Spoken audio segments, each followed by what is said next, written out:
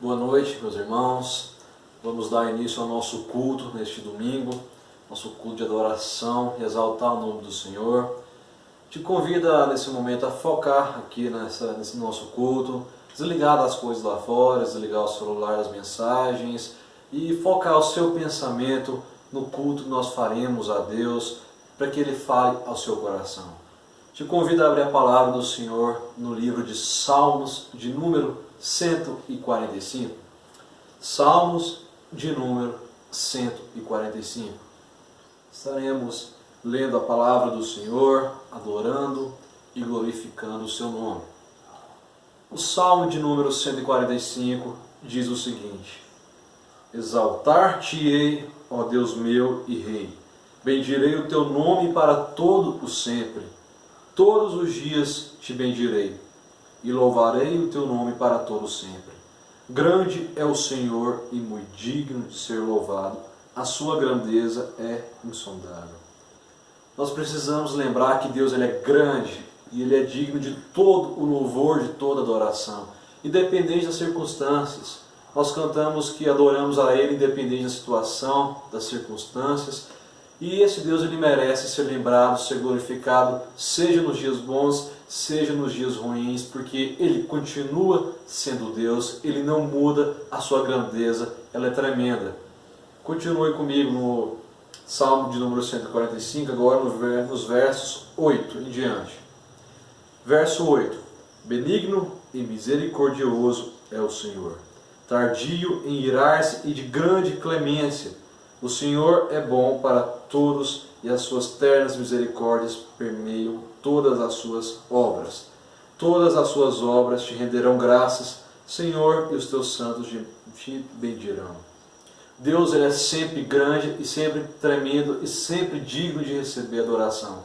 Porém, nós somos pecadores. A palavra de Deus diz que todos nós pecamos e todos nós desagradamos a Deus com os nossos pecados. Neste momento, eu gostaria que você confessasse o seu pecado.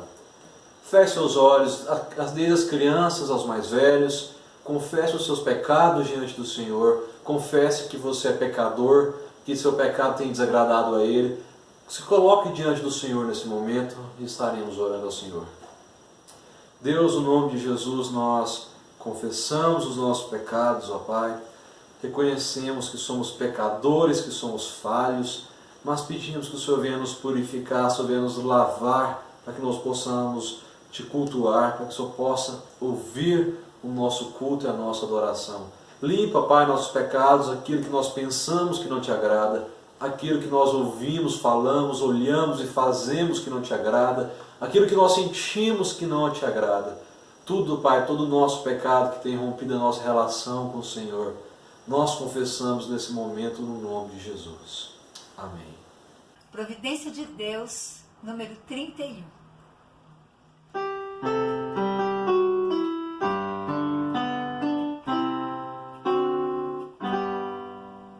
Ó Deus, ó providência, sem ti não há viver. Vem dar-nos a assistência do teu real poder. Tão só em ti confiamos, em tua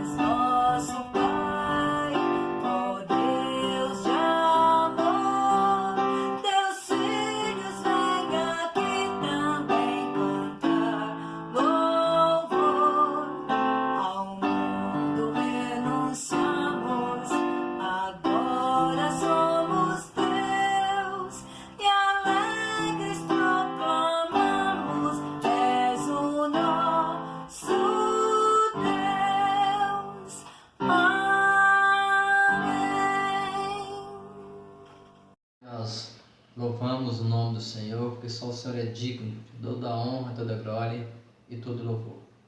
Clamamos ao Senhor pela misericórdia e pela bondade do Senhor. Que você possa vir, Senhor, agir em nosso favor, em favor da tua igreja. Que o Senhor é o Deus, Pai, que pode todas as coisas, e todas as coisas estão sobre as mãos do Senhor. E pedimos, Pai, que nesses dias difíceis que a igreja está passando, pedindo ao Senhor, que o Senhor venha, Senhor, agir com a bondade do Senhor, com a misericórdia do Senhor, em nosso favor.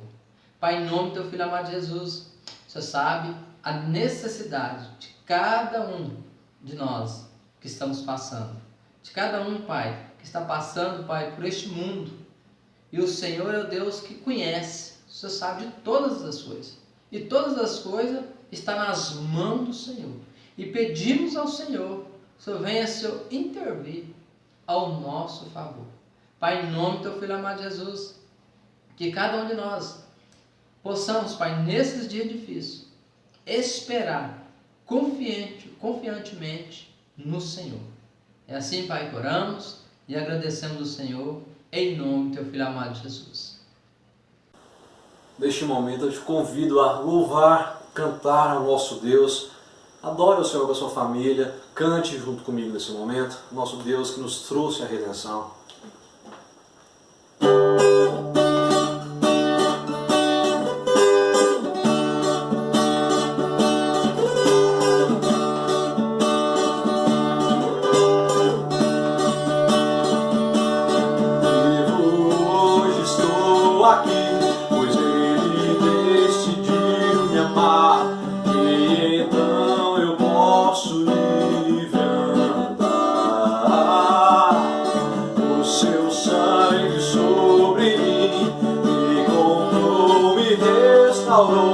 Sem culpa então me tornou.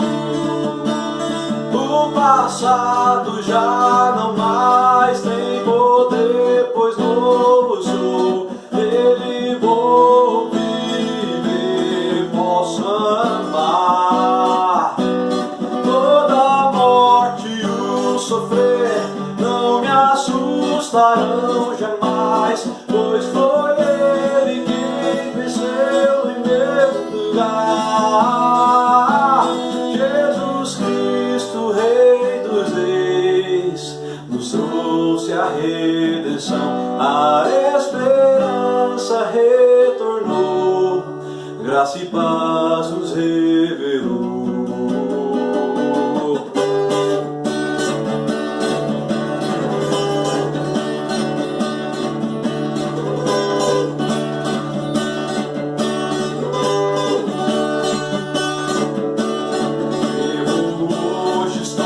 Aqui, pois Ele decidiu me amar, e então eu posso livre andar. O seu sangue sobre mim me comprou, me restaurou, sem culpa então me tornou. O passado já não mais tem poder, pois novo sou. Nele vou viver, posso amar. Toda a morte e o sofrer não me assustarão jamais, pois foi Ele quem venceu em meu lugar. Jesus Cristo, Rei dos Reis, nos trouxe a redenção, a esperança retornou, graça e paz nos revelou. Jesus Cristo, Rei dos Reis, nos trouxe a redenção, a esperança retornou, graça e paz nos revelou. Se entrega ao Senhor, tudo entregar, vou me render aos seus pés, vou me lançar.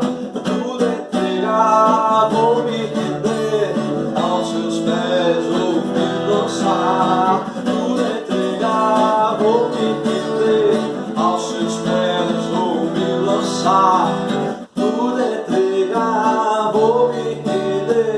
aos seus pés vou me lançar, vou me entregar, vou me render, aos seus pés vou me lançar. Jesus Cristo, Rei dos Reis, nos trouxe a redenção, a esperança retornou, graça e paz nos enviou. Jesus Cristo, Rei dos Reis, nos trouxe a redenção, a esperança retornou, graça e paz nos revelou.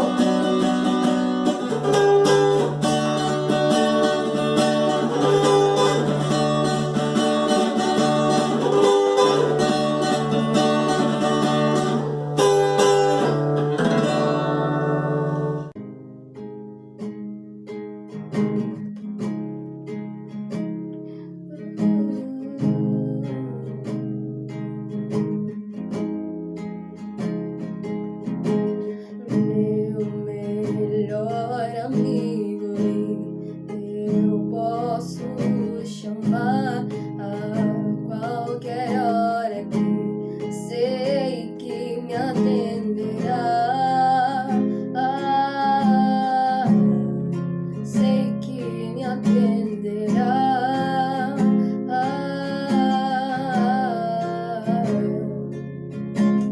E se acaso eu tropeçar, sei me segurará. Se cansar os meus pés, colo me dará. E me carregará.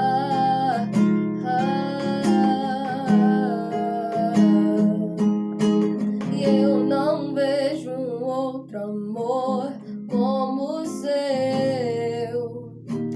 E eu não vejo um outro amor como o seu.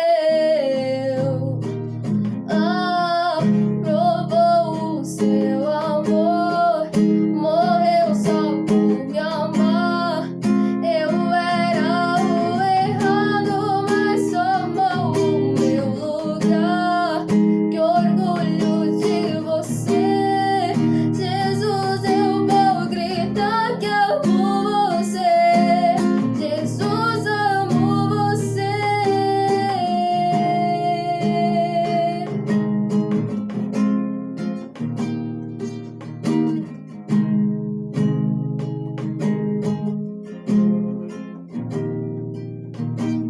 E se acaso eu tropeçar, sei me segurará. Se cansar os meus pés, colo me dará.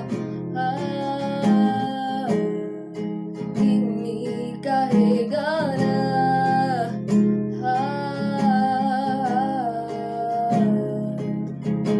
E eu não vejo um outro amor como o seu. E eu não vejo um outro amor como o seu. Provou o seu amor, morreu só por me amar. Eu era o errado, mas tomou o meu lugar. Que orgulho de você, Jesus, eu vou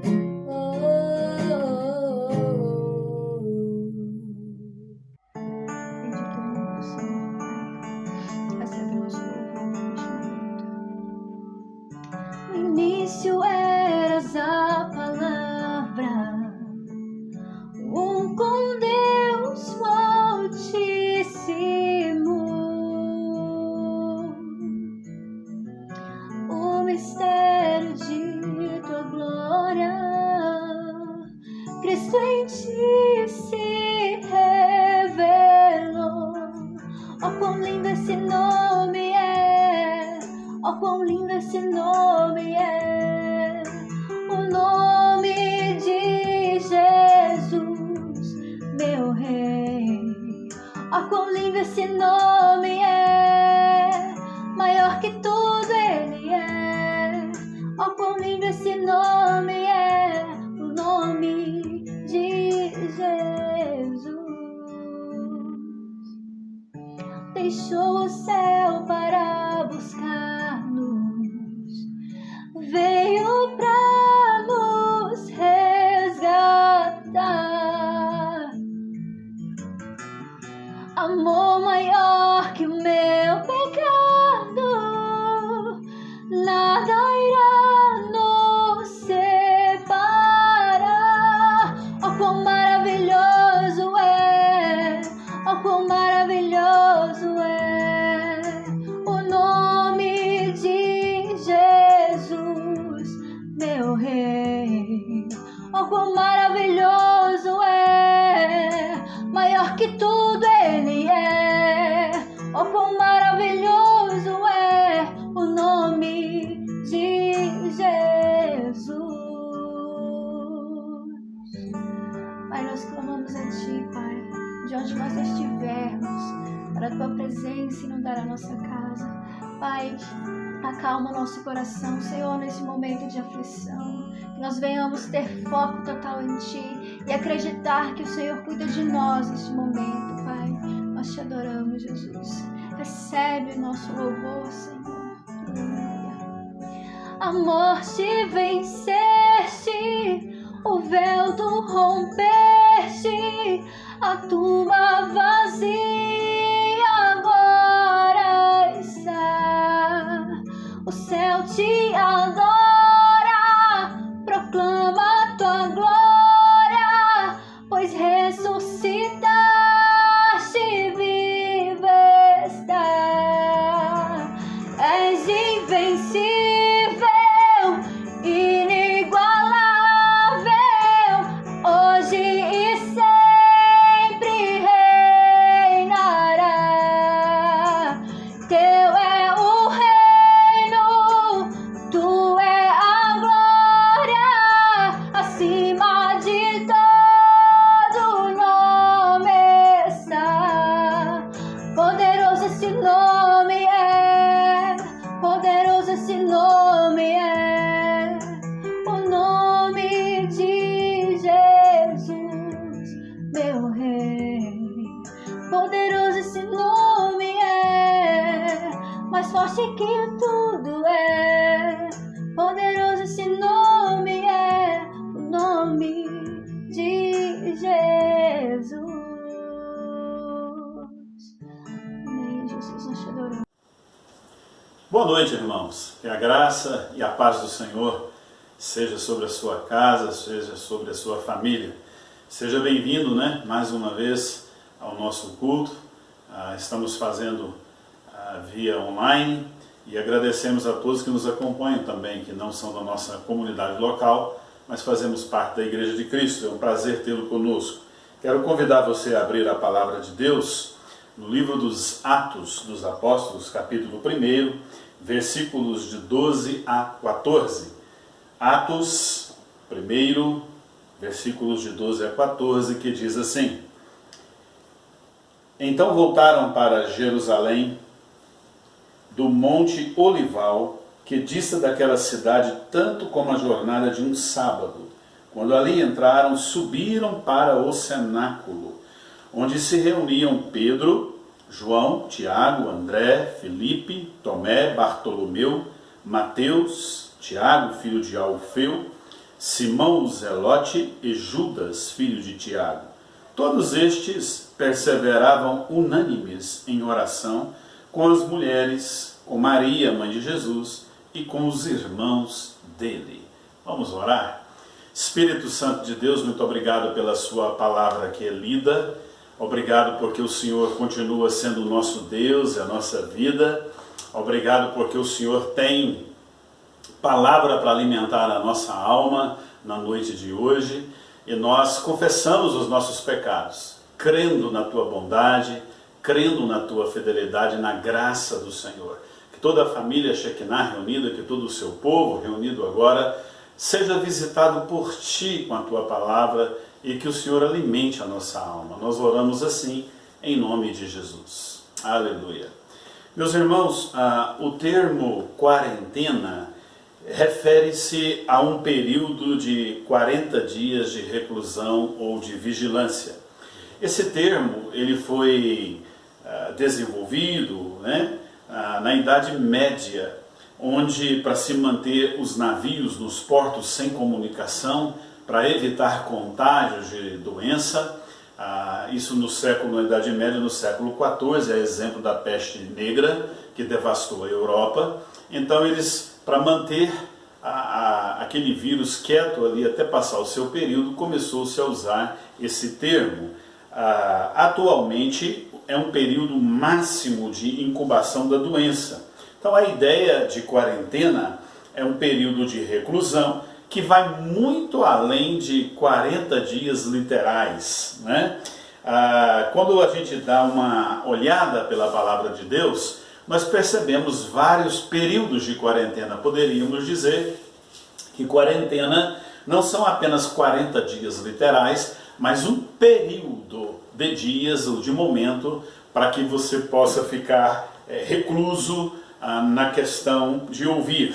Deixe-me dar um exemplo. Nós temos a primeira quarentena na Bíblia, no caso de Noé, de 40 dias, né? Noé ficou ali na arca. Temos também os 40 dias que Moisés esteve no monte, Josué mais embaixo, ele no monte para ouvir a lei de Deus e receber a lei de Deus e levar ao povo.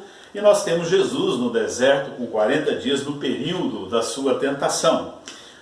Temos também uma quarentena no que se refere a 40 anos. Se nós percebermos bem, você tem Moisés novamente no deserto de Midian, onde ele ficou 40 anos vivendo a sua vida ali, fugindo depois do assassinato no Egito, e ele ficou 40 anos recluso na terra de Midian, foragido, e ali foi viver a sua vida, casou-se, constituiu família. Você tem Israel no deserto no período de 40 anos também. Após sair do Egito, ficou perambulando pelo deserto até que aquela geração fosse julgada e punida por Deus por causa dos seus erros.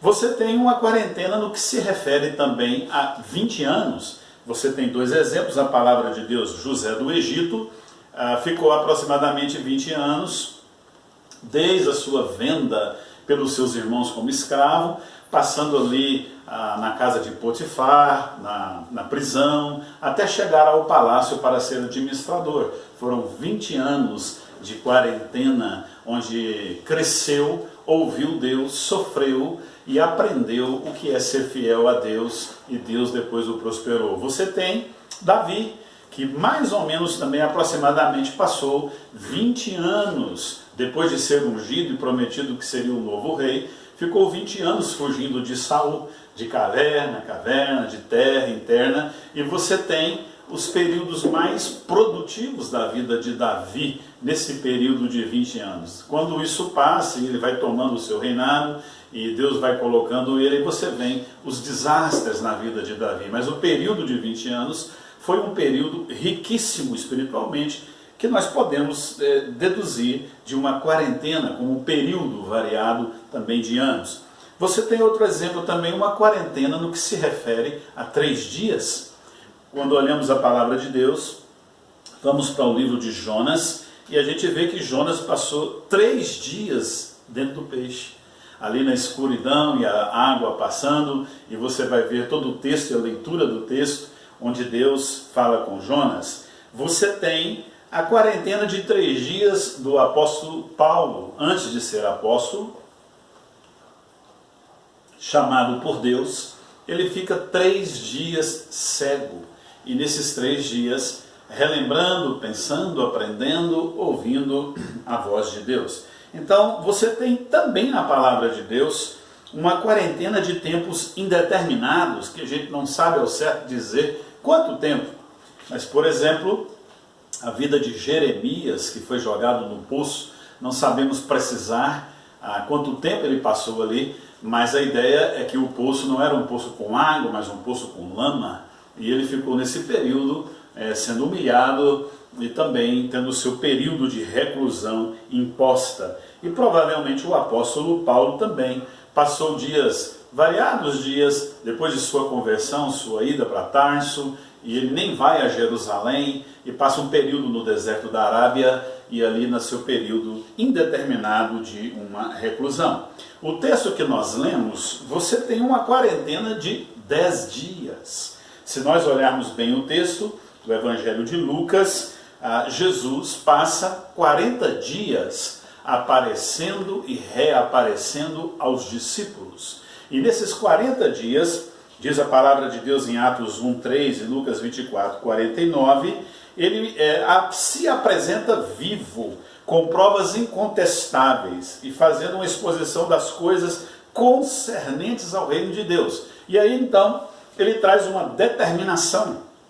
Lucas 24:49, Atos 1:4, o mesmo autor vai dizer que Jesus diz: ficai em Jerusalém e esperai a promessa do Pai.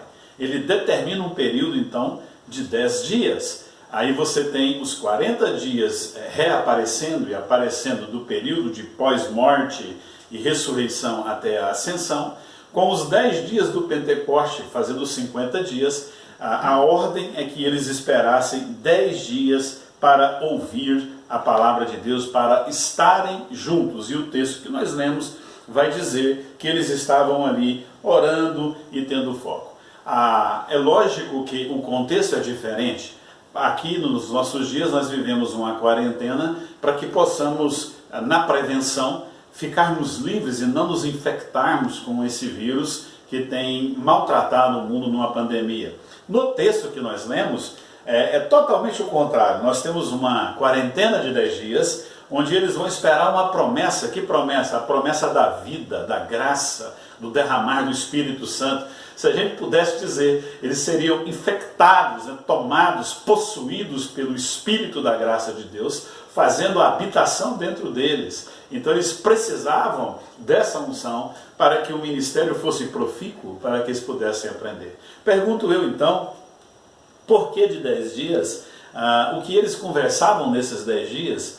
A gente sabe que Jesus ensinou, apresentou vivo e ensinou provas sobre o reino de Deus, expondo todas as coisas, e é claro que os apóstolos estiveram ali relembrando, fazendo uma releitura de todos os acontecimentos, de toda a aprendizagem, das palavras de Jesus, dos erros. Você tem Pedro aqui, talvez relembrando da sua negação, você tem eles conversando sobre Judas, da traição de Judas, dos sonhos desfeitos, e tantos outros casos que não são relatados, mas que nós podemos imaginar que eles estão ali esperando a promessa. Eu quero dizer para os irmãos que, como aqui a palavra de Deus diz, ficar em Jerusalém e esperai, o esperar é pedagógico. Ninguém gosta de esperar, não é verdade? Até mesmo quando temos uma boa notícia, no caso deles, a promessa do Pai, que o Espírito viria, mas o esperar deixa a gente ansioso. O esperar traz as palpitações do coração. O esperar faz muitas vezes a gente desanimar, e é na espera que muitas vezes o coração se desespera, não é verdade? Nós estamos nesses dias de quarentena esperando, mas esperando o quê? Esperando que o melhor venha, esperando que o pior não aconteça, esperando para ver se vai dar tudo certo. E na espera a gente se desespera, porque muitas vezes nós queremos agir, nós queremos tomar as nossas decisões, nós queremos fazer as coisas que têm que ser feitas, mas é na espera que nós descobrimos de fato quem nós somos, que nós mantemos o foco das coisas que precisamos. É na espera que é o espaço onde nós podemos criar, articular, destruir, se nós não soubermos esperar. É na espera que podemos ter um novo olhar sobre situações, a estrutura e o funcionamento do nosso ser. É na espera que os seus olhos se voltam para o seu coração. É na espera que nós percebemos alguns defeitos. É na espera que nós aprendemos algumas coisas que desvalorizamos. Por exemplo, você está do lado daí e eu aqui, e nós não podemos estar juntos numa presença, na realidade presencial. Quantas vezes você teve a oportunidade de ir para a igreja, de estar juntos, e isso foi desperdiçado por você? É na espera que vitórias são projetadas, que nós idealizamos projetos e sonhamos e engravidamos o nosso coração diante de Deus. Também é na espera que os demônios da nossa alma são soltos, que nós olhamos para as crises internas, para os problemas internos, olhamos para a nossa fragilidade, e é nessa espera que a angústia se instala, é nessa espera que pontos de interrogações vêm sobre a nossa mente. Mas o esperar é pedagógico a cada momento, a cada instante. Como é curioso essa espera? Preste atenção. Quando estamos juntos, lutamos tantas vezes, brincamos e brigamos, dizendo: larga o celular, deixa a internet, se ligue aqui, vamos conversar um pouquinho, vamos olhar olho no olho, e as pessoas não têm tempo. Quantas vezes nós observamos nas nossas reuniões, após terminar, em vez de desfrutarmos a nossa comunhão ali no período do lanche, um pega um celular para um lado, outro pega o celular para o outro. Veja como é curioso. Agora nós temos todo o tempo para mexer na internet, para olhar o nosso celular, e nós não temos um ao outro. E é tão interessante que aquilo que mais nos atrai, o mundo virtual e as possibilidades do mundo à nossa volta, se torna enfadonho. Ficamos em casa, reclusos, e às vezes cansados de olhar as notícias da internet, de mexer no celular, e aquilo vai ficando tão enfadonho, tão ruim, que a gente vai se sentindo inquieto, angustiado.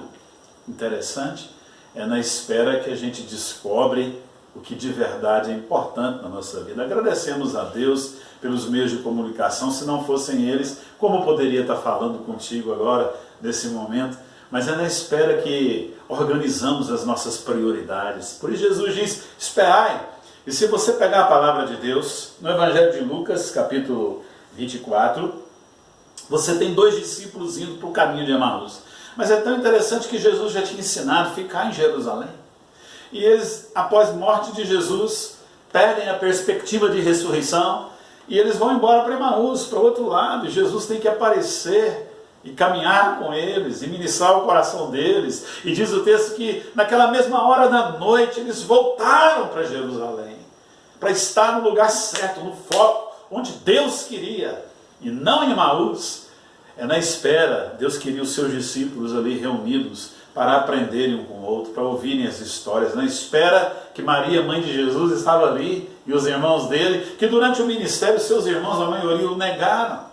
Achavam que ele era um doido, maluco, como as escrituras dizem, estava delirando, lunático.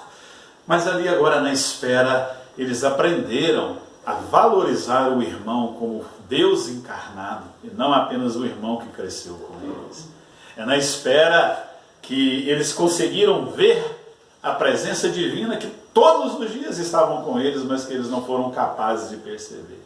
Quantas vezes, nos cultos, nas igrejas, ou você na sua casa, você não conseguiu perceber a presença de Deus nos mínimos detalhes? E agora, quem sabe, pela primeira vez, talvez você esteja percebendo um pouco da presença de Deus, da necessidade de encontrá-lo.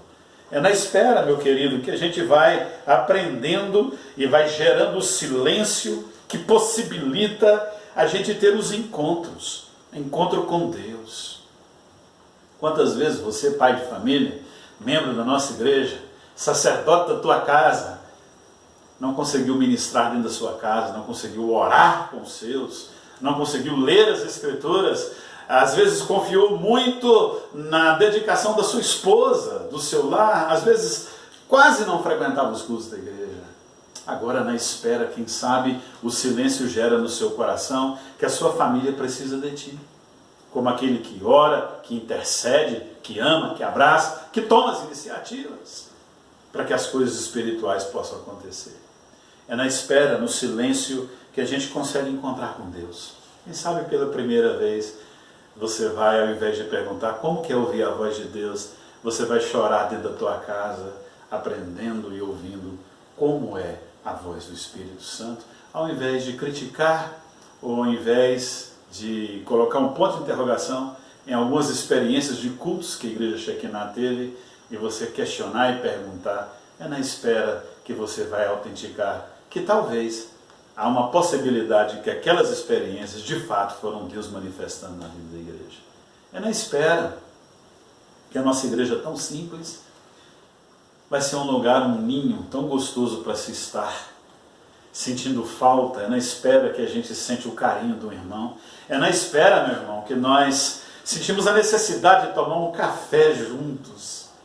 Pense comigo, esses discípulos aqui, 10 dias reunidos no mesmo lugar de portas trancadas, 10 dias esperando a promessa do Pai, e os rumores lá fora, as perseguições lá fora do mundo à volta, qualquer coisa poderia ser capturado os seguidores de Jesus, e eles estão ali gerando no coração deles amor, graça, compaixão, carinho, lembrando de acontecimentos, de ensinamentos, de histórias, de vacilos e deslizes. É na espera que o nosso coração valoriza aquilo que nós hoje talvez não tenhamos mais, por um período, quem sabe. Poderíamos viajar pelas várias quarentenas ou períodos de reclusão e extrair preciosas lições.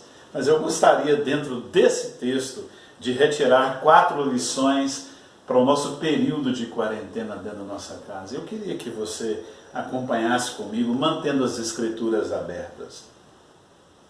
Primeira lição, meus irmãos, versículo 16 a 20, como eu já disse numa palavra anterior aos grupos familiares, e eu não vou fugir disso, é fazer da palavra de Deus o centro, o alimento básico, a picanha mais gostosa da nossa vida, o alimento que nutre a nossa alma e pelo qual a nossa vida vai gravitar. Se você pegar o verso 16 a 20, o apóstolo Pedro, reunido ali esses 10 dias, ele volta e começa a ler os Salmos, começa a ler as Escrituras. E ele diz, fazendo uma alusão ao Salmo 119, e o Salmo, 109 e o 69, onde o 69 vai dizer de um sofredor inocente, odiado e insultado. O apóstolo Pedro vai para o Salmo 109, onde fala de homens que sem causa odeiam e insultam, e há no Salmo um pedido de julgamento. Então Pedro, estudando as Escrituras, ele individualiza esses textos e percebe e os aplica a Judas, porque no Salmo diz que aquele que traiu abandonou e se foi, e o seu lugar ficou deserto e deveria ser preenchido. O apóstolo Pedro, estudando as Escrituras, entende que esse é o momento da vida deles, que Judas é o traidor, que Judas provoca atitudes ali de ódio do pessoal com Jesus, trai Jesus, abandona, vai-se embora, se enforcar, se suicidar, e o lugar dele fica vago. E o apóstolo Pedro então levanta e diz, é necessário, irmãos, que nós possamos preencher a vaga de Judas. Ele tira isso de onde? Das Escrituras. Estudando as Escrituras proféticas, para um momento específico da sua vida. Salmo 119, 11 diz, guardo no coração as tuas palavras, para não pecar contra ti. Olha só, guardo no melhor lugar. Onde? No coração. Guardo a melhor coisa que posso ter, a palavra de Deus, para o melhor propósito, não pecar contra ti. O Salmo 37 e 31 diz que com a Bíblia no coração, os nossos passos nós não vacilaremos, né? Então Pedro apresenta a proposta de substituição, aplicando e usando as Escrituras. Meu querido, nesse dia de quarentena, você está usando as Escrituras? Deixe-me perguntar melhor, você está lendo a Bíblia?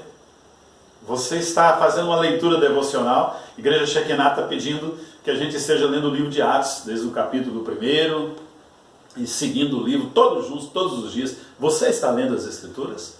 Você está interpretando, estudando, meditando nela, alimentando sua alma? Ela faz parte da sua vida? Ela é o centro da sua vida? Ou você está se alimentando dos telejornais, das notícias que a gente tem todos os dias e toda hora, cada hora um falando alguma coisa, e a nossa alma vai se enchendo, a gente vai ficando numa quarentena mais confusa e de cabeça doendo. Não, não. A quarentena é para você alimentar sua alma, e a sua alma só tem alimento para ela na palavra de Deus. É isso que eles faziam. Eles lembravam das palavras de Jesus viva falando para eles, das histórias, das parábolas, dos ensinamentos, dos contextos. Você precisa das Escrituras. Quanto tempo você não lê a palavra de Deus? Quantas vezes na igreja eu perguntava isso? Geralmente quando alguém não estava bem espiritual, dizia-se, eu não tenho estudado a palavra, eu não tenho lido. Perguntávamos então qual o motivo? Não tenho tempo. Cansado. É desinteressante. Quem sabe agora na espera é a hora de você ser jogado na palavra. É a hora de você quebrar a cabeça na palavra. É a hora de você vencer o cansaço, vencer o sono. Quem sabe agora, talvez, essa palavra tenha sido atrativa para você. Porque nela vai tendo predições de muitas coisas importantes, como Mateus 24, Jesus diz que antes do tempo do fim teríamos epidemias, teríamos doenças, mas ainda não é o fim. Não vos assusteis, diz a palavra. E a gente está tão assustado, tão amedrontado, precisamos de mergulhar na palavra para aplicar para os nossos dias aquilo que nós precisamos. É na palavra que o nosso coração se enriquece. Diz as Escrituras, habite ricamente em vós a palavra de Deus. Como ela vai habitar, meu irmão? Como a gente vai ter a palavra se a gente não lê? Como a gente vai saber se a gente não estuda? Precisamos da palavra. Precisamos de entender isso, de todos os dias ter a sua devocional. Você agora tem tempo para abrir a palavra de Deus, estudá-la, conhecer suas histórias e aplicá-la à sua vida, porque ela vai alimentar a sua alma. Segunda lição que nós podemos aprender, versículo 21 e 26, é ter bom senso. O bom senso, ele é fundamental. Qual é o conceito de bom senso? Deixe-me ler. Bom senso é um conceito usado na argumentação, ligado a noções de sabedoria e razoabilidade. Ou seja, o bom senso faz nós tomarmos decisões razoáveis, decisões sábias. Muitas vezes já disse que a diferença de inteligência e sabedoria é que inteligência a gente aprende com os nossos erros e sabedoria a gente aprende com os erros dos outros, não é verdade? Então o bom senso traz a razoabilidade, é a capacidade mínima, média, que uma pessoa possui ou deve possuir de se adequar às regras, fazendo bons julgamentos e boas escolhas. O bom senso é a sensatez, a capacidade intuitiva de distinguir a melhor conduta em situações específicas que sejam difíceis de se analisar longamente. Talvez a gente não tenha tempo para analisar longamente. O bom senso, então, é aquela palavra sábia, no momento sábio e decisões sábias nas coisas que nós passamos. Bom senso é diferente de boa intenção. Nós temos muitas boas intenções. Alguém até diz, né, um ditado que de boas intenções o inferno está cheio. Não é verdade? Às vezes você tem boas intenções, mas não tem as escolhas certas. Eu pensei em fazer isso, eu errei, mas o meu desejo era isso. Foi uma boa intenção, mas a sua escolha não foi adequada. Bom senso é diferente de boa intenção. Deixa-me dar um exemplo para a gente ilustrar melhor. Quando Jesus está ali no jardim em oração, e o apóstolo Pedro está com ele, alguns discípulos, Judas vem com uma escolta, com um grupo de soldados para prender a Jesus. Pedro tem uma boa intenção. Pedro arranca da sua faca e corta a orelha de um homem tentando defender Jesus. Foi uma boa intenção, defender aquele que ama, mas não foi uma atitude de bom senso. O que poderia Pedro fazer com uma faca diante dos soldados armados, de todo aquele grupo que foi ali, né, para prender Jesus, destacado até aquele lugar? Pedro foi mais um louco do que um sábio. Sua boa intenção não resolveu nada e Jesus até o repreendeu, dizendo: Pedro, aquieta-te, Pedro, e cola a orelha de Malco novamente no lugar, não é? Pedro aprendeu demais com Jesus, e quando chega aqui no livro de Atos, ele tem bom senso. Olha o que ele diz, irmãos. Bom, ele percebeu a necessidade através das Escrituras. Você percebe a necessidade desse momento? Você percebe a necessidade de encharcar-se de Deus e de suas palavras? Então agora tem que ter bom senso. E Pedro diz então, vamos recorrer às Escrituras, o que as Escrituras dizem? E ele achou nos Salmos. Depois ele buscou a aprovação de Jesus. Versículo 24 ele diz, é assim, mas nós vamos orar. E é Jesus que vai decidir, e Jesus se manifesta. Ele usa alguns critérios. Bom, para ser apóstolo, para preencher a vaga de Judas, quais são alguns critérios que a gente deve preencher? E ele diz, tem que ser alguém que está com a gente desde o batismo. Jesus ali no Jordão, sendo batizado, acompanhando do batismo até a ascensão pós-morte. Tem que ser alguém que testemunhou. Tem que ser alguém, capítulo 2 de Atos 32, que presenciou o Senhor ressurreto, que viu Ele depois da sua ressurreição. Outro critério, Jesus é que tem que escolher, então nós vamos orar para Ele. Atos 1, 24, Jesus escolhe. E o quarto critério, eles vão lançar sortes. Lançar sortes era um método de se descobrir a vontade de Deus no Antigo Testamento. O pessoal usava esse método em alguns momentos, mas teria que ter um bom senso ali, né? Então nós precisamos de bom senso para esse momento que nós estamos vivendo. Meus queridos, nós temos diversas notícias. Quando você pega, cada hora um irmão está mandando uma notícia. Ora, agora nós temos que acabar a quarentena e voltar a trabalhar, porque senão o Brasil vai quebrar. Outros, não, nós temos que continuar porque o pico de contaminação está muito alto. Você pega a opinião de um médico, de um enfermeiro, de irmãos, são tantas notícias que nós não sabemos qual a melhor decisão para tomar nesse momento. Precisamos de bom senso. São tantas mensagens de conforto que algumas não são embasadas nas Escrituras, mas apenas numa energia positiva, numa mensagem humanitária, que não põe Deus em primeiro lugar, nem esperança em Deus. Muitas mensagens que não trazem esperança, trazem desejos que aconteçam. Não traz certeza de nada para a gente. A gente precisa de bom senso para entender que muitas coisas que estamos pensando não podemos agir no repente. Não podemos agir nas ideias de superstição. Não podemos agir nas ideias bem intencionadas. Temos que ter bom senso para viver esse momento. O bom senso nos dará discernimento para distinguir a essência de um culto. Querem ver? Deixe-me aplicar um bom senso. Quantas vezes, na nossa família Shekinah, nós sempre ensinamos que culto não se assiste, culto se faz. Você está do outro lado aí me assistindo. Eu não gostaria que fosse assim.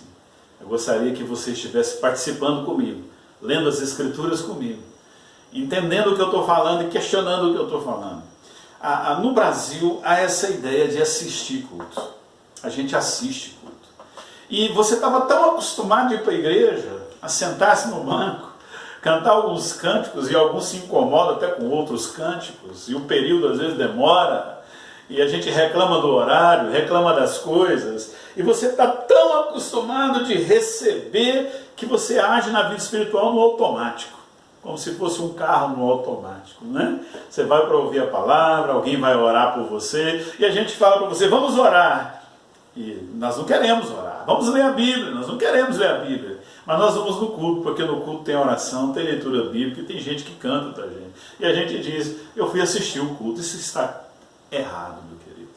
Você não deve assistir o culto, você deve produzir o culto. Quem sabe agora é o bom senso, para a gente aprender a fazer o nosso culto, aprender o nosso culto. Não temos uma equipe de louvor dentro de casa, mas você pode fazer o seu culto na sua hora silenciosa, construir o seu momento com Deus, ouvir a palavra, ter bom senso para crescer, para deixar a mamadeira, né? Sair do corporativo e crescer na devoção pessoal. Você tem que ter bom senso para entender que Deus está querendo o seu culto, culto inteligente, culto razoável, culto cheio de graça. Não apenas alguém te dá a mamadeira da semana. Tem gente que só lê a Bíblia na hora do culto, quando se pede para ler as leituras.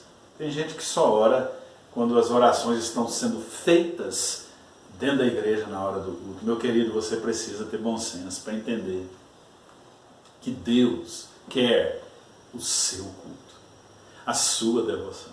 E que você e eu fazemos o culto, participamos desse culto. Você tem que ter bom senso nesse momento que a gente está vivendo para selecionar comida. E eu quero me reportar ao texto de Eliseu, no segundo livro dos Reis, capítulo 4, 38, onde dá-se uma ordem para o jovem sair num período de muita fome, para ele recolher alguma coisa para comer, e misturado ali com alguma coisa que ele pega veneno sem saber, uma planta que fazia mal, tóxica, e que matava. E quando está ali o cozinhado e vai dar para o pessoal comer, alguém grita: ei, morte na panela! É interessante. Vivemos dias que o mundo é o panelão do mundo, né? E nessa quarentena nossa, nessas crises, tantas coisas sendo dadas, tanto culto humanista, tantos pregadores aproveitando o momento políticos e outras coisas, há tanto ensinamento, tanta coisa que não tem nada a ver com o que a palavra de Deus quer. Existe morte na panela do mundo, você sabia? Existe morte nas filosofias, nas ideias, nas coisas, nos comportamentos. Gente bem intencionado, que te passa uma mensagem boa, mas uma mensagem muitas vezes que não tem base nas Escrituras, não tem lugar para estar na sabedoria do nosso coração. Quem sabe você está comendo veneno sem saber. E aqui o texto diz, em nosso texto, eles se reuniam, eles tinham bom senso para fortalecer os laços de comunhão. Conversavam um com o outro. Esses 10 dias foram fantásticos. Foram 10 dias de aumentar a fé.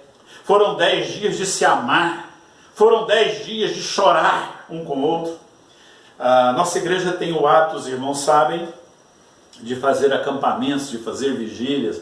Como é gostoso aqueles que trabalham no acampamento. Como é gostoso a gente poder estar ali após as reuniões, nas altas madrugadas, tomando um café, conversando e chorando sobre algumas coisas, e percebendo um clima tão gostoso, e Deus usando o outro para falar com a gente. Como é gostoso ver, a exemplo do acampamento que tivemos dos jovens, jovens sedentos de uma palavra, de um amor, de um abraço. Como é gostoso se alimentar a alma e precisar de Deus a todo momento. Quantas vezes nós convidamos você da igreja para ir num acampamento, para ir numa vigília, para participar conosco de um momento, mas tantas foram os motivos, e não estou aqui para condenar e nem justificar, que às vezes as pessoas deram para não comparecer. Nós somos melhores do que ninguém. Esses 10 dias, quando a gente está ali no acampamento conversando sobre coisas, e a gente está nas reuniões de oração, nas vigílias, lembrando de tantos acampamentos e ideias boas, como foi bom estar com os irmãos que pararam. A carta de Hebreus diz, vocês estavam indo bem, por que retrocederam? Quando os irmãos já não participam, já não conseguem esperar nem um amém após o culto, para se estar um com o outro. Esses 10 dias, se Jesus aparecesse hoje e dissesse, vocês terão 10 dias para estar juntos, no mesmo lugar, talvez a gente ficaria com medo de sufocar um ao outro nesse mundo individualista que nós queremos. Mas agora é interessante, o esperar está fazendo a gente ficar na nossa solidão. O esperar está fazendo a gente ficar na nossa individualização, precisando dos outros, precisando de um abraço, precisando de um carinho, de uma palavra, de uma atenção, de alguém para ouvir. Tão interessante. O esperar nos ensina. Jesus queria que eles aprendessem. E eles passaram então, meus irmãos, 10 dias, lembrando 3 anos e meio. Você entende isso? 10 dias lembrando 3 anos e meio, contando cada história, vendo cada coisa, observar Jesus subindo aos céus na frente deles e dizendo, será assim quando eu voltar? Será da mesma forma, né? Os anjos diziam, por que estão olhando para cima? Foram 10 dias para eles terem sensibilidade de ligarem um no outro, fortalecerem os laços. Meus irmãos, precisamos estar aprofundando nossa comunhão um com o outro, mesmo distantes. Se nós não aproveitarmos essa hora para ligarmos um para o outro, para orarmos um com o outro, para gastar um tempo usando a bênção de Deus e a internet, para ligar e dizer como você está, ouvir alguém, orar com alguém da nossa comunidade, o que será de nossa comunidade? Se nós não aproveitarmos esse tempo, mesmo ausentes fisicamente, para estarmos presentes em espírito, de que adiantará o laço da comunhão da igreja? É nesses dias que Jesus quer fazer a gente, quem sabe, sentir a importância daquilo que tínhamos e não valorizávamos. São nesse momento que Deus quer trabalhar o nosso coração, trabalhar a nossa vida, fazer a gente lembrar de histórias no nosso travesseiro e orar um pelo outro, mas dizer: ei, estou vivo, estou aqui. Ligue para teu irmão. Comece pelo grupo familiar. Ligue um para o outro, mande mensagem um para o outro, mas ao invés de mandar tantas mensagens que vêm da panela do mundo, ligue para o irmão e diga: eu quero falar para você o que Deus falou comigo hoje, ao ler a palavra. Porque aquilo que sai do seu momento de culto, construído na sua intimidade, alimenta a alma do outro, meu querido. Não vamos comer na panela dos outros. Vamos aprender a produzir o nosso alimento no Espírito Santo e vamos aprender a compartilhar o nosso alimento. Não estou dizendo que palavras de bênção não vêm para nós na vida de outro. Como Deus tem usado situações, palavras e músicas para falar ao nosso coração. Mas eu estou dizendo que se você não aproveitar esse momento para se fortalecer no amor da sua igreja, confessa o seu pecado, se esse for o caso, o pecado de ter sido negligente com a tua igreja, negligente com a família Shekinah, seja na área financeira, seja na área da oração, seja na área da comunhão, onde você foi negligente. Acerte com Deus, aonde você tem criticado a sua igreja. Nossa igreja tem muitos erros mesmo, como todo lugar tem erros. Críticas não faltam, mas quem sabe teu coração muitas vezes criticou mais do que amou. E essa é a hora. Essa é a hora de você dizer: Senhor, eu quero amar a minha igreja. Eu quero estar ligado na minha igreja.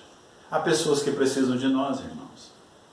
Eu posso estar precisando de você, do seu abraço, espiritualmente, do seu carinho. Você não pode me abraçar, mas você pode me confortar, animando a minha alma, com palavras, com oração. É assim que nós precisamos fazer. É assim que os presbíteros da igreja, que os diáconos da igreja, que os líderes de grupo familiar, é assim que você que é membro e diz: não tem cargo nenhum, mas você é servo do Altíssimo, e você ouve a voz de Deus. Ore pela sua liderança, faça algo. Se nós nos conectarmos, meus irmãos, a palavra de Deus diz que sempre depois das epidemias, a gente vê uma coisa que não é novidade, que vai vir: crise financeira. Nossas autoridades estão preocupadas com o que vem. Nós também estamos. Como nós vamos ajudar um ao outro? Se você sair e comprar só para a sua casa, e não pensar na casa do outro, como nós faremos com irmãos que são autônomos? Com irmãos que dependem da nossa ajuda, do nosso amor, do nosso carinho? Deixa eu te fazer uma pergunta.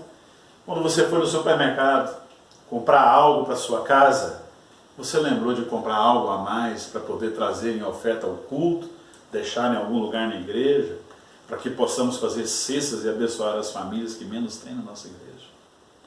Essa é a hora, meus irmãos. Essa é a hora de mostrarmos que a nossa igreja, que a nossa comunhão, que os nossos laços de fé são muito mais fortes do que a instituição. Igreja Shekinah, família Shekinah, família chamada por Deus, uma igreja chamada para ser diferente. Quem sabe essa é a hora que Deus reservou para que nós fôssemos diferentes, abençoando a vida do outro, se preocupando com a vida do outro. Talvez você está muito preocupado em não estar presente, mas é possível nós estarmos um ao lado do outro pela fé. Essa turma aqui estava 10 dias juntos e cresceu a comunhão, e Pedro pregou um sermão que 3.000 se converteram. E o sermão de Pedro não deu 10 minutos, irmãos. Se a gente for reunir o sermão dele ali, ver na Bíblia, 10 minutos para lá. Mas eles ficaram 10 dias orando e 3.000 se converteram. Quem sabe Deus quer fazer um impacto nas vidas das pessoas que nós conhecemos, se nós estivermos orando, buscando o Senhor. Talvez alguém está tão amedrontado nesses dias e com o coração tão vazio, e quando observarmos mais mortes vindo, e nós não queremos isso, oramos para que o Espírito de Deus ajude-nos. Quem sabe mais gentes vão ficar desestruturadas, querendo que você ligue para dizer: pensei em você, estou ligando para orar com você. Você é líder, meu querido. Você é servo e você pode fazer diferença. Eu creio nisso. Eu creio que Deus chamou a igreja Shekinah. Mas quero dizer também, meus irmãos, o versículo 24, que eles se reuniam para orar. E a gente precisa aprender a orar, meus irmãos. Aqui foi uma maravilha para essa quarentena para eles. Se nós pudéssemos hoje passar uma quarentena na igreja, se esse momento de tribulação que a gente está passando pudéssemos estar reunidos num lugar só e fechasse a gente numa chácara e nós pudéssemos estar ali, seria muito bom, seria ótimo. Mas nós precisamos aprender a orar, meus irmãos. Deixe-me fazer uma pergunta para você. Se você gastar os seus dias que você está em casa, ligado, vendo todos os telejornais, internet, notícias, mandando mensagem, tudo, e você preenche o tempo, porque a ideia é assim: eu tenho que ocupar minha cabeça, porque se a minha cabeça ficar vaga, eu vou surtar. E de repente é bem possível que você possa surtar e sair correndo pela rua, quebrando a quarentena. Mas se você preencher todo o seu tempo, a Netflix já liberou para você poder ver filmes. Se tiver jogos, outras coisas. Se você preencher todo o seu tempo, eu pergunto: quando é que você vai orar? Vai terminar a quarentena, você vai sair mais maluco do que você estava antes. Se é que você vivia uma vida de maluquice. Mas nós precisamos orar, porque é na oração que a dependência é gerada. É na oração que a gente aprende a calma para a ansiedade. É na oração que a gente ouve a voz de Deus dizendo: aquieta-te, mar. Aquieta-te, mar. É na oração, meu irmão, que a gente vai dormir melhor. É na oração que a gente vai ter paz para dormir melhor. Talvez a nossa igreja, alguns, não estão dormindo bem. Talvez outros estão trabalhando amedrontados. Talvez outros estão tão inseguros que não sabem mais o que fazer. Mas eu quero te pedir, em nome de Jesus, ore. Pare um pouco e ore. Ore na madrugada, ore à noite, ore durante o dia, se você puder. Tenha o seu momento de gozo. É tão bom conversar com as pessoas e quando a gente ouve algum irmão dizer assim: eu estou na graça. Pastor, eu estou num momento gostoso de oração. Ore, meu irmão. Às vezes eu penso que talvez você esteja ficando online quase o dia todo, por muito tempo, e talvez esteja orando por 5 minutos. A oração vai segurar o equilíbrio da sua alma para poder gerenciar a sua casa. A oração te dará paz e alegria no Espírito Santo. Ore, ore de forma individual.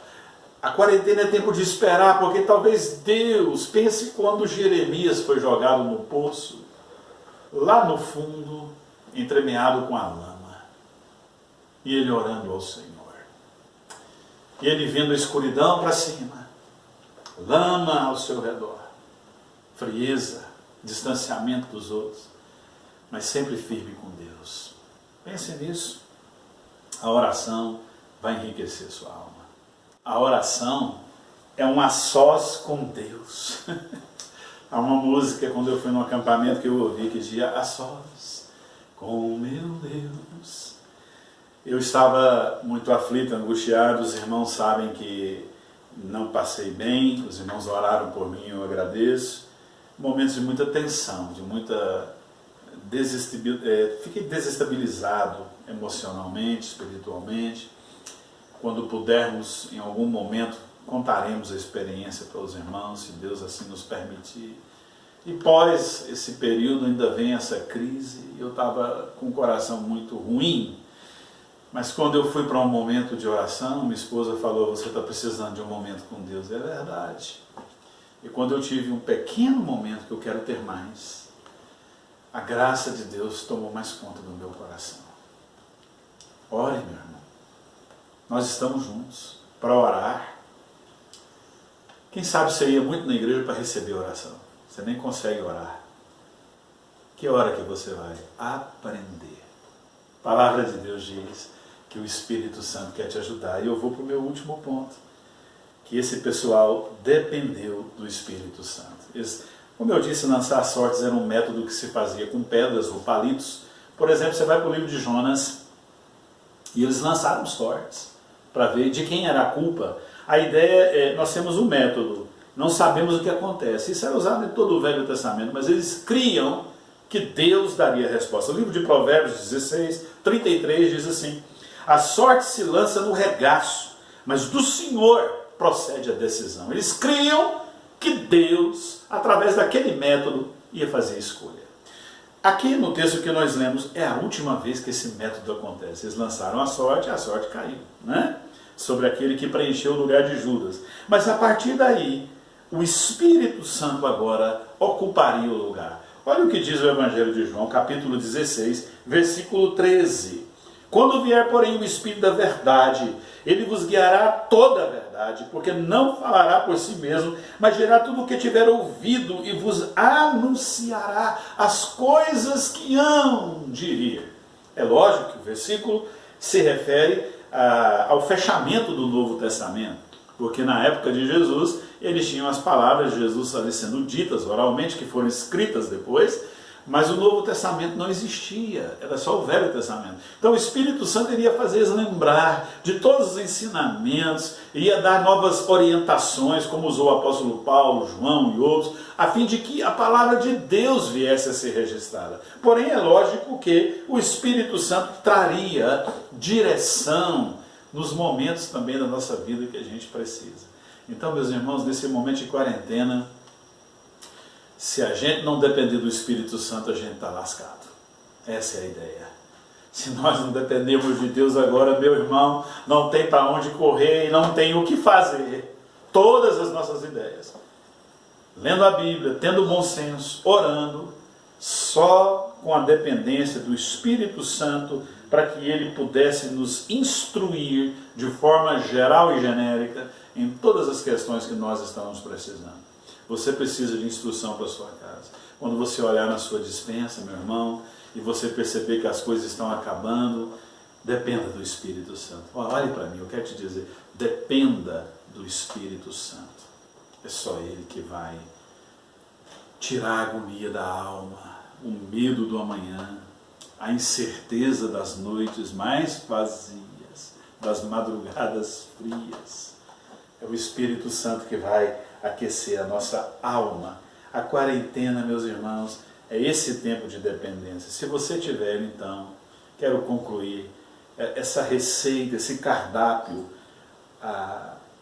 o desejo de comer a palavra de Deus, como o profeta Ezequiel diz. Eu comi, ela me foi mel, mel que alimenta.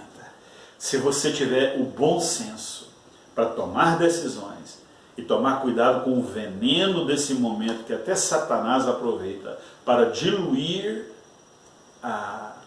o alimento básico da igreja, até mesmo por boca de gente religiosa.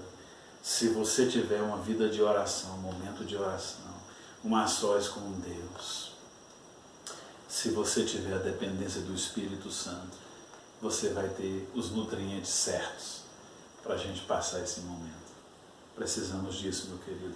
Eu preciso de você. Você precisa de mim. Não queira passar esse momento sem o outro.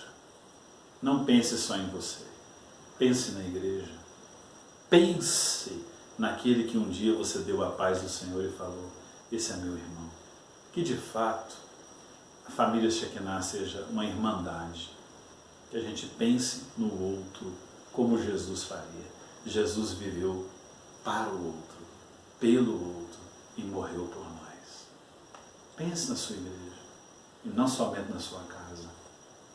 Quando você estiver muito sufocado, agoniado, achando que não tem saída na sua casa, peça ao Espírito Santo: Espírito Santo, me leva a pensar um pouco nos meus irmãos que estão precisando às vezes mais do que mim e não tem aonde recorrer.